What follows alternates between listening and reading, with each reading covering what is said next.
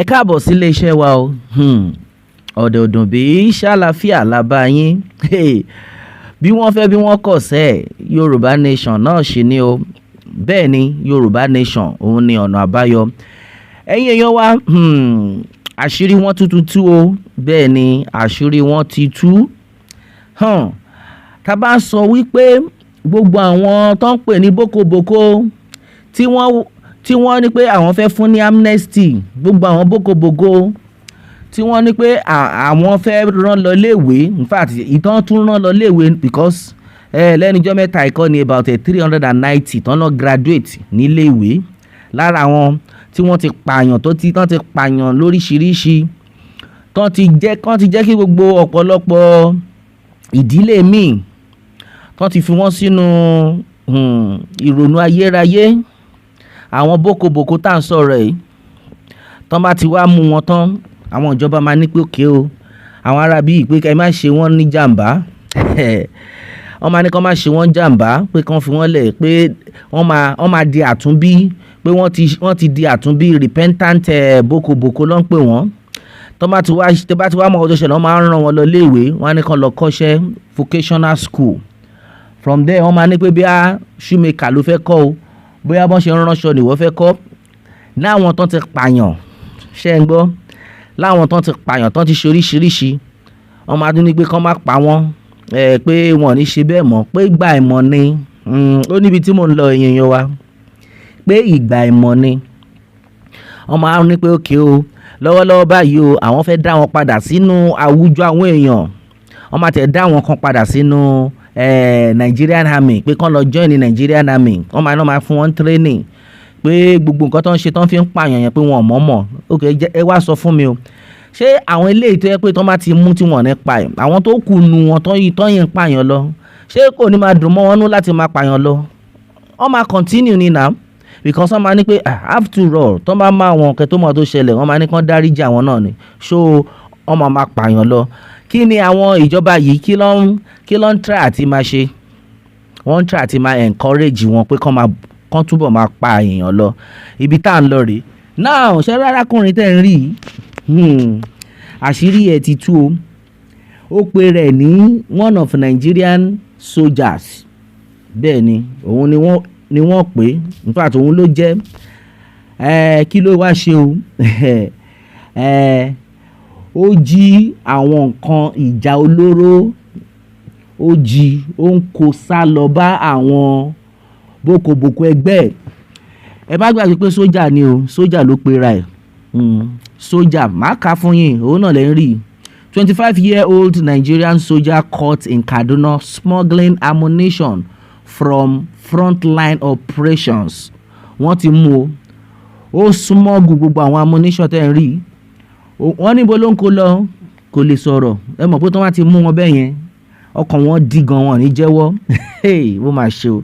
Yorùbá nation lọ́nà àbáyọ ẹ̀yin èèyàn wa nǹkan tá a fi ń pariwo pé àwa àtàwọn arábì à ń ṣe kan náà kò sí bọ́n ṣe lè ní pé wọ́n mú wọn lọ sí rehabilitation center wọ́n gbé wọn lọ sí vocational school pé wọ́n ti di àtúnbí o pé kí wọ́n fi wọ́n sáàárín àwọn sójà irọ́ ńlá irọ́ ni àwọn arábì pípa èèyàn yẹn ọ̀tá lọ́yìn jẹ́ fún wa wọn ò lè wúlò rárá àṣírí wọn ló ń túbọ̀ yìí o 25 years old ni wọ́n pè sójà ni bẹ́ẹ̀ ni bóyá jí gbogbo àwọn nǹkan olóró ló ló fẹ́ lọ kó fáwọn ẹgbẹ́ ẹ̀ nínú igbó bí wọ́n bọ́wọ́ ṣe bá nìyẹn ṣe rí pé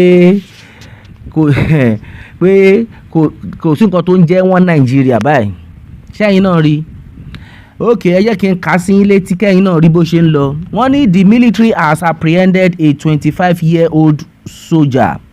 His name is Private Yaya Yanusa for unlawful possession of ammunition in Jaji located in the Igbabi local government area of Kaduna State. Kaduna ló ti mú àwọn náà ni. Okay o Yunusa attached to the 197 Special Forces Battalion in Zamfara State was arrested around 11:55 a.m. on Friday while carrying 214 rounds of various calibers of length ammunition An operational report obtained exclusively by Sahara reporters on Sunday revealed that the soldiers was found with unauthorized ammunition, his military identification card, and several automated teller machine ATM cards at the time of his arrest.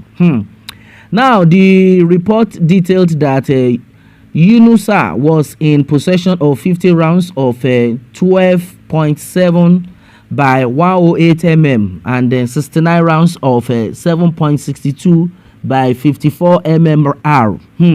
Both set linked by chains, 35 rounds of unlinked 7.62 by 54 mmR, and then 60 rounds of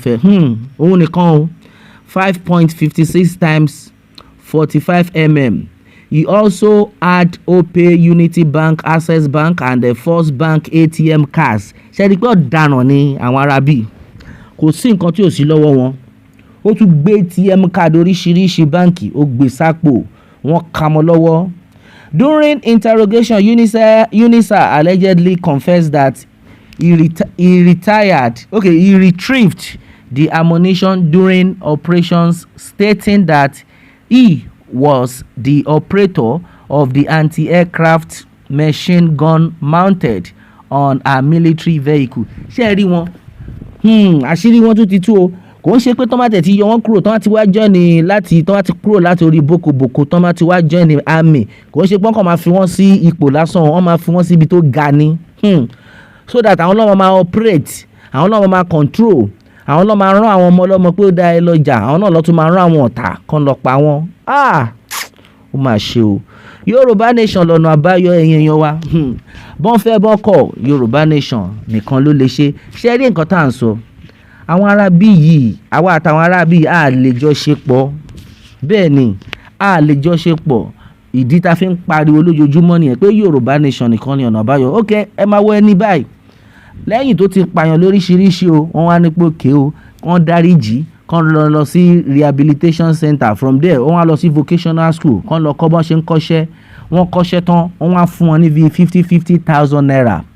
Lẹ́yìn tó fún 50,000, wọ́n máa dà wọ́n pọ̀ mọ́ àwọn aráàlú tàbí kán kó wọn kán lọ join ní Nigerian Army. Lára wọn rèé o, ẹ wojú ẹ̀ dáadáa, lára wọn rèé àwọn ẹni bí, àwọn ẹnikẹ́ni má ní, àwọn aláyé bàjẹ́, ojú wọn lẹ̀ ń wò yìí.